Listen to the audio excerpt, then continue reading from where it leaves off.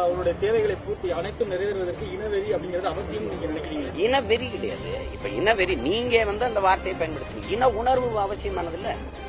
இன உணர்வு இன பெருமை கொள்ளாம இன உணர்வு கொள்ள முடியாது. இன உணர்வு கொள்ளாம எப்படி ஒன்றிணைந்து போராட முடியும்?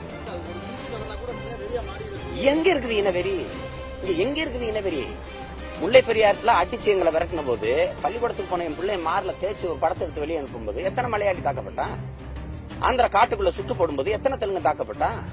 அதுக்கு என்ன நடந்தது? சுட்டுக்கொண்ட அதிகாரி மேல ஒரு தற்காலிக பணி நீக்கம், ஒரு இடைநீக்கம், ஒரு பணியிட மாற்றம் நடந்ததா? என்ன நடந்தது? காவிரியில் இத்தனை பேர் அடிச்சு இது பண்ணவன ஒருத்தனை கைது பண்ணி ஒரு சிறைப்படுத்தின செய்தியை படிச்சீங்களா? அங்க இவ்வளவு பிரச்சனை நடக்கும்போது பரம்பிக்குளத்துல போய் என் பொதுப்பணித்துறை அதிகாரியும் பொதுமக்களையும் காவல்துறை கேரள காவல்துறை அடிச்சு விரட்டிட்டு அதுக்கு நாங்க அடிச்சோமா? சும்மா தேவையில்லாம பேச்சு கூடாது. சுத்தி இருக்கிறவங்களா அப்ப என்ன வெறி? என்னை அடிச்சு எல்லாரும் வெட்டிக்கிட்டு இருப்பான், நான் கை வெட்டிட்டு வாய் பத்திக்கிட்டு அப்படி உட்காருமா? என்ன நாயினும் கீழே போ நக்கி பிள்ளை புழுவா நிலையெல்லாம் சொல்ல எவனுக்கு இங்க அதிகாரம் இல்ல. ஒரு அளவுதான். அது திருப்பி நாங்க செய்யறது இனவெறினா என்ன இனவெறின்னு எவன் சொல்றானோ அவன் கொடுமையான இனவெறி. இதெல்லாம் சைத்து கொண்டு எப்படி இருக்க முடியும்? இதை விடலாம் ஜனநாயகவாதிகளா இருக்கவே முடியாது தமிழர்கள். இதை புரிஞ்சுக்கிறோம். திரும்ப இதே வார்த்தை சொல்றீங்க. இங்க நாங்க இனவெறியை தூண்டுறோம்னு சொல்றேன். நீங்க எவனாவது ஒருத்தன் இந்த காங்கிரஸ் இந்த பாரதிய ஜனதா கட்சியில் இருக்க அங்க இருக்கிற கட்சிக்காரன் ஒருத்தன் தொலைக்காட்சி வாரத்துல உட்கார்ந்து நீங்க இனவெறியை தூண்டுறீங்கன்னு பேச முடியுமா? நீங்க கேக்குறீங்க ஒரு அப்பாவி கன்னடனை அடிக்கிறதா உங்க வீரமானு, அதையே அங்க உட்கார்ந்து கேளுங்களேன். இந்த அப்பாவி தமிழர்களை அடிக்கிறதா வீரமான அந்த கன்னடன் ஒரு காங்கிரஸ் கட்சி தலைவன், ஒரு பாரதிய ஜனதா கட்சி தலைவன் அந்த தொலைக்காட்சி வாரத்துல கேட்டுங்க பாப்போம். அப்ப சும்மா தமிழர்கள் எல்லாம் ஒரு இழிச்சவாயன் கேனப்பையன் மாதிரி நக்கல் நையாண்டி இங்க உட்கார்ந்துட்டு உங்களெல்லாம் விவாதிக்க விட்டது தப்பு தானே?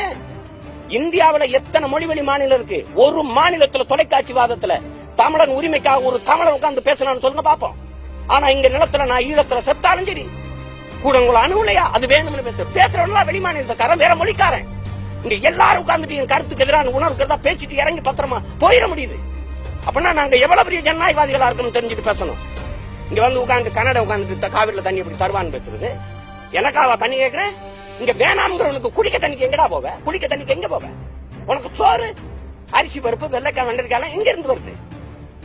உட்கார்ந்துட்டு திமிரா உட்கார்ந்துட்டு பேசிட்டு கூடாது. ஆளாளுக்கு பெரிய நீங்க தான் பெரிய அறிஞர்கள் பிறக்கும் போதே 6-7 மூளை வச்சு உங்களுக்கு படத்த மாதிரியும் நாங்கெல்லாம் களிமண் நம்ம வச்சிருக்கிற மாதிரி மண்டைக்குள்ள ஒழுங்கா இருக்கணும். சும்மா இங்க தேவையில்லாத வேலையெல்லாம் பேசிட்டு கூடாது. சும்மா அங்க வந்துட்டு பேசுதாம வந்து யோசிச்சு பாருங்க. மகாராஷ்டிரா பேசிட முடியுமா?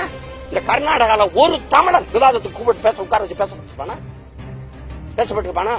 அங்க பேசிட முடியுமா? இதே பிஜேபி இதே காங்கிரஸ் அங்க உட்கார்ந்து தேவையில்லாம நீங்க தமிழர்கள் மேல அப்பாவி தமிழர்கள் மேல வன்முறை இது பண்றீங்க, அதான் வீரமான்னு கேட்டுருவியா? சும்மா இங்க உட்கார்ந்துட்டு இனவெறி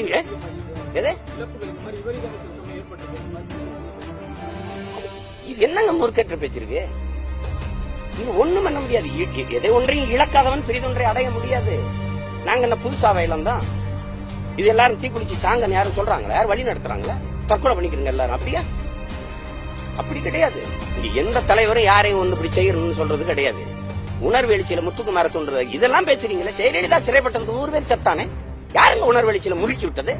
யாரு முறுக்கி விட்டது? அதெல்லாம் பேச மாட்டேங்கிறீங்க. அன்னைக்கு போய் ஜெயலலிதா போய் ஒளி வங்கி வச்சு கேட்கலையே. உங்களுக்காக நீங்க என்ன? நீங்க ஆங் சாங் சூகியா? நீங்க அன்னை தெரேசாவா? அன்னி பெசன்ட் அம்மையாரா? எதுக்கு நீங்க உங்களுக்காக செத்தான்னு ஒருத்தன் கேட்கல? ஊழல் வழக்குல சிறைக்கு போன ஜெயலலிதாவுக்காக 100 தமிழன் செத்துருக்கான். அன்னைக்கு போய் யாரும் கேட்கல. என்ன மூளை செலவு செஞ்சு என்ன முறுக்கேத்துற மாதிரி ஜெயலலிதா தற்கொலை பண்ண வச்சாங்க?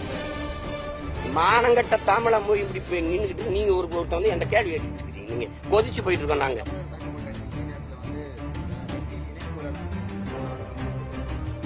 ஆமா நான் தான் விமர்சிக்கிறேன். அது எப்படி? இந்த கட்சியில சேர்றதுக்கு 91,308 பேரும் ஒரே நாள்ல நேரம் கேட்டாங்கல்ல. பல நாட்கள் எழுதி கொடுத்து காத்திருந்தவங்க தானே. அவங்களை சந்திக்கிறதுக்கு ஒரு 20 நாள் கழிச்சு இந்த பிரச்சனையில் சுமூகமான தீர்வு கொண்ட பிறகு செய்யக்கூடாதா? அங்கங்க அடிச்சு வச்சு அம்மானப்படி இன்னைக்கு 100கணக்கான பேர் குடம்ல படுத்து கிடக்குறானா இல்லையா? லாரியை விட்டுட்டு பதட்டமா ராத்திரி எடுத்து பேசுறானா இல்லையா? நிர்வாணமா நிக்க வச்சு ஆண் உறுப்புல கட்டையை வச்சு அடிச்சிருக்கானா இல்லையா? அதையெல்லாம் பார்த்து நாங்க சும்மா இருக்கணும். நீங்க வந்து இதெல்லாம் எனக்கு ஒரு பிரச்சனை இல்லைன்னு இணைப்பு விழான்னா எதை முன்னாடி நடத்திருக்குது பின்னாடி நடக்கிறது? இதெல்லாம் எனக்கு ஒரு பிரச்சனையா? எப்படியோ போங்க அப்படிங்கறதுதான் அது.